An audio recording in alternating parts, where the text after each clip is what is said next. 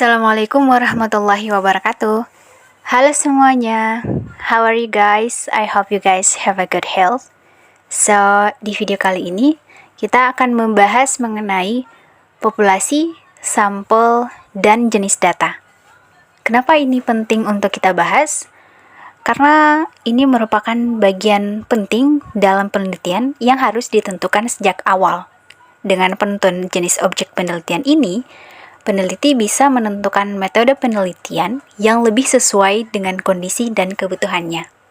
Untuk itu, kami dari kelompok 1 dengan jumlah anggota 6 orang.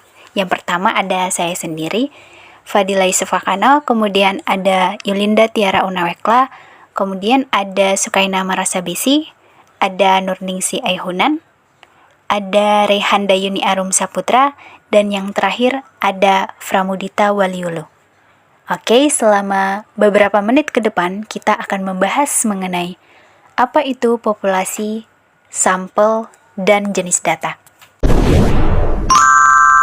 Terima kasih kepada moderator atas kesempatan yang diberikan untuk saya menyampaikan materi. Materi yang pertama yaitu populasi. Pengertian populasi.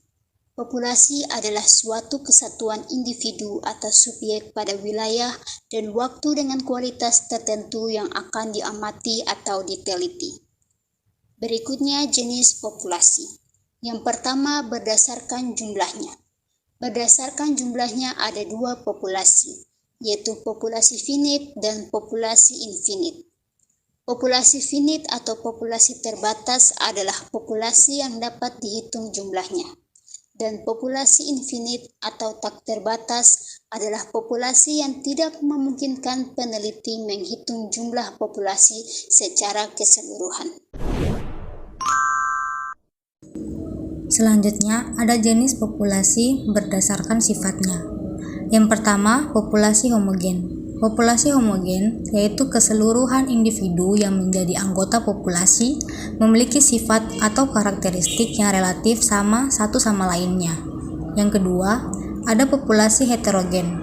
Populasi heterogen yaitu keseluruhan individu anggota populasi relatif memiliki sifat-sifat individual, di mana sifat tersebut membedakan individu anggota populasi yang satu dengan yang lainnya.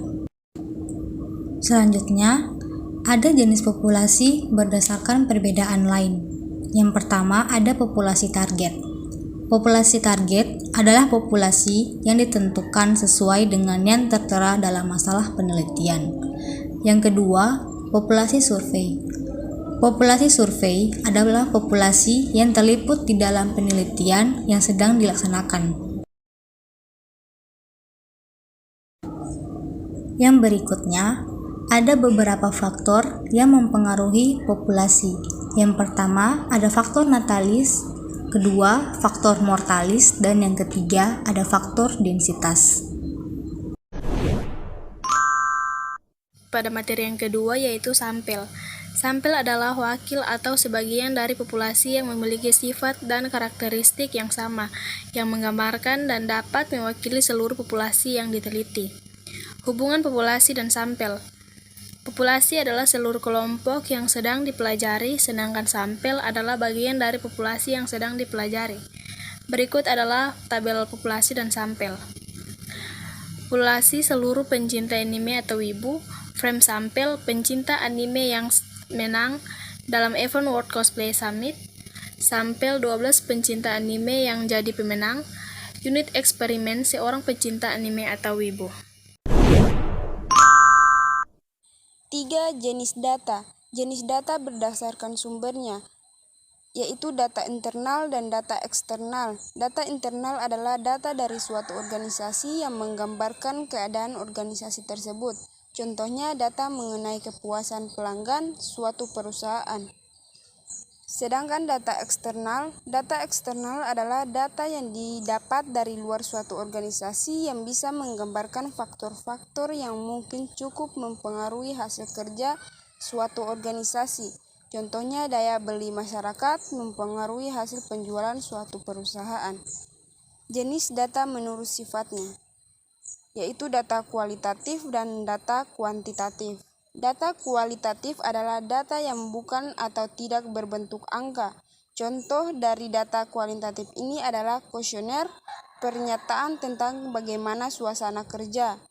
Sedangkan data kuantitatif adalah data yang berbentuk angka, contohnya seperti besarnya pendapatan atau juga saham dan lain sebagainya yang berbentuk angka. Jenis data berdasarkan cara pendapatannya, data sekunder dan data primer.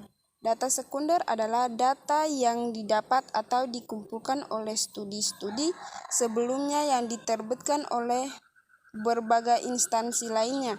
Biasanya sumbernya tidak langsung berupa arsip-arsip resmi. Sedangkan data primer adalah data yang dikumpulkan secara sendiri-sendiri atau per orang secara langsung dari objek yang akan diteliti untuk kepentingan studi, yang bisa merupakan observasi atau interview. Jenis data berdasarkan waktu pengumpulannya. 1. Data berkala. Data berkala atau time series data yaitu data yang dikumpulkan dari waktu ke waktu.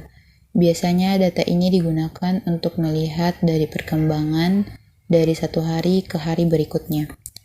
Yang kedua, data cross-section. Data cross-section adalah data yang dikumpulkan pada suatu waktu tertentu yang digunakan untuk menggambarkan keadaan dan kegiatan pada waktu itu juga. Contohnya adalah penelitian yang menggunakan kuesioner dan lain-lain. Selanjutnya, jenis data berdasarkan cara penyusunan. 1. Data nominal. Data nominal merupakan data dengan tingkatan yang sangat lemah dan mempunyai ciri-ciri data yang satu dengan lainnya, tidak dapat dibandingkan dan tidak mempunyai klasifikasi. Misalnya data jenis pekerja seperti petani, PNS, dan sebagainya. Yang kedua, data original atau ranking. Data original merupakan data kategori yang mempunyai sifat hubungan hierarki, misalnya tingkat pendidikan seperti dari rendah, sedang, ke tinggi.